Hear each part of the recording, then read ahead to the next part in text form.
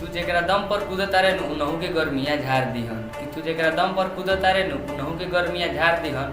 सुन रे बेटा, कहो भेटो हमरा गोलू भाई से 20 चौराहे में गोली मार दीहन।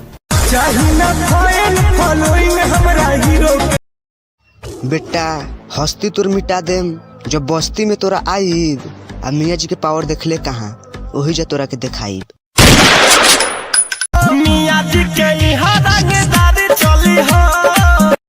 पता है जिंदगी में ना दो लोग बहुत तकलीफ देता है, एक वो जिससे प्यार ना हो फिर भी उसके साथ रहना पड़े, और एक वो जिससे हद से ज्यादा प्यार हो और उसके बिना रहना पड़े।